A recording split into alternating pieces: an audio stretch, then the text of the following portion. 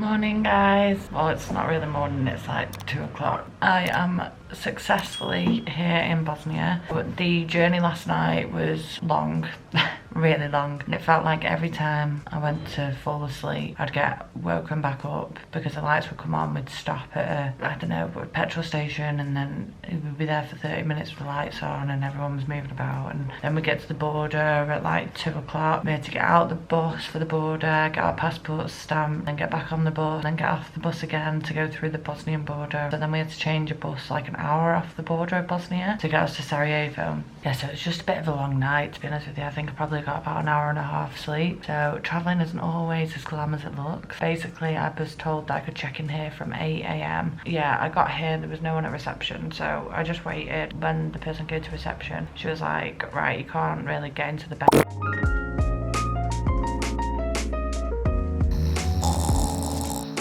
So I've arisen from the dead. I am showered after not having a shower for 2 days because of my overnight bus. So I managed to pick up some cash when I was on the way to the hostel earlier this morning. I am just going to head out now. I'm hopefully going to try and find a SIM card. Just going to head into the old town, probably grab something to eat. I'm just walking through the streets now and I'm already dreading walking back up this massive hill. It's the only downfall of this hostel, I'd say.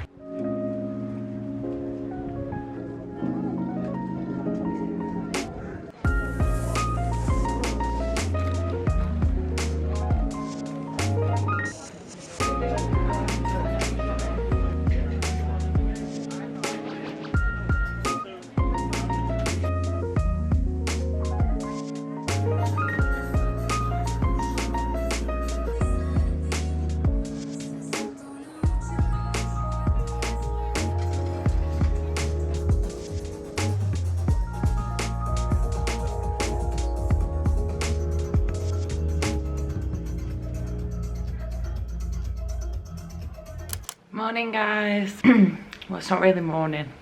Can't lie, I went out last night and I'm feeling really hungover. We went to a few different clubs last night. I can't remember any of the names of them, to be honest with you, but it was an interesting night out. I had a really fun night. Went just with some of the people from the hostel, so I came back here and there was just a few people having a beer, so I cracked open a beer, and then next thing you know, we are out in Sarajevo clubbing together. Decided to get a taxi home because the hill is like that. I can't do that drunk, so yeah, we got a taxi home. So it's just been a lazy start to the morning, but I say lazy start, it's 2 o'clock now and I've just got out of bed and I've just put my makeup on to make myself look half alive. So I'm gonna just go downstairs now, make myself a little coffee, and then I'm gonna head into Sarajevo. I think because I'm hungover today, I don't think I'm gonna do the museums today because they're supposed to be really sad. So I'm not gonna go out tonight and I'm gonna go see them tomorrow when I'm in a less fragile state of mind. So I'm waffling because I'm hungover, so let's go make a coffee and then let's make a plan of action for today.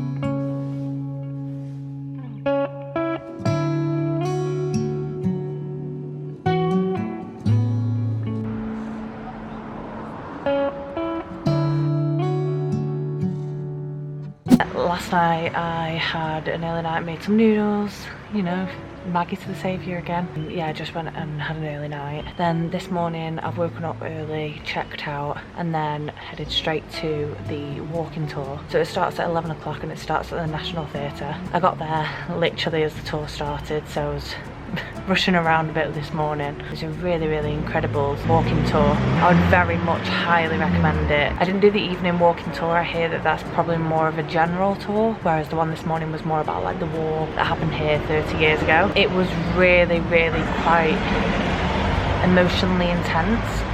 I didn't really know much about what had happened here until I did the tour this morning. So then after that I just explored the old town. It's very similar to like the Turkish bazaar. So they were selling like tea sets, coffee sets and things like that. So it was nice to have a little explore around there. I was looking for a Christmas tree decoration, as you know I collect them, but I didn't find one, so hopefully I can find something in Mostar. Then after that I just took a bit of a walk around the town and then decided to go to the gallery museum, and wow, it is emotional. It's really quite intense.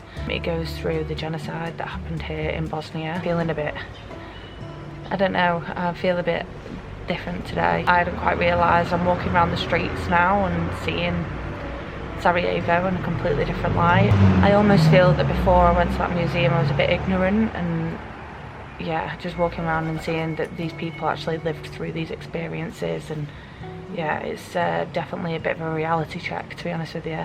But it's very interesting, and I do highly recommend if you are coming here that you should definitely learn about the history of this place. There's a few documentaries and books and stuff that I've had recommended to read and watch as part of the learning of what's happened here, so I'll link them in the description box below. I then wanted to go and see the Eternal Flame. So there is a flame that's been burning here since the end of the World War II, and I did take some footage. I'm not going to include it because there was a homeless man who didn't look very well, and he was using the flame to keep warm.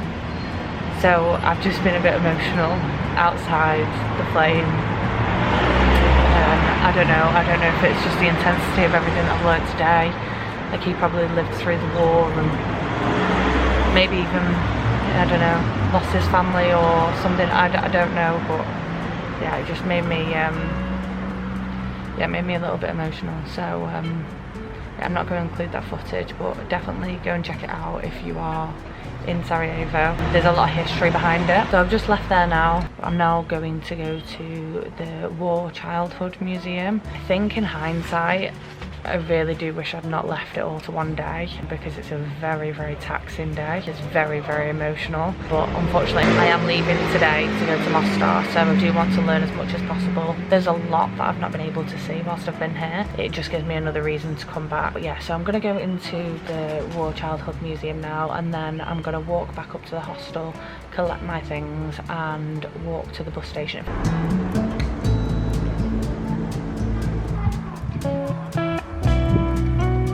Okay, so I've just left the War Children's Museum. It's really interesting. So they have like 50 artifacts from around the war time from children and their stories that surround them, and like their memories and their accounts for how they remember the war. Very sad, but very interesting. Honestly, it's not one that's written on like a lot of the must-do things here in Sarajevo, but I think it's probably one of the most powerful ones that I've been to. I'm just walking back to the hostel now up the massive hill. So it's a bit of a trek. I'm gonna pick up my stuff, probably go to Borek King, so basically Burger King for Borek, and then I'm gonna head on the bus, and I should arrive in Mostar about 9 o'clock. Anyway, I'm gonna have to go because I'm out of breath. I need to make it up this hill. But it's been a very grounding day, very emotional day, and I think it's good to have the bus journey to reflect. But yeah, let's go.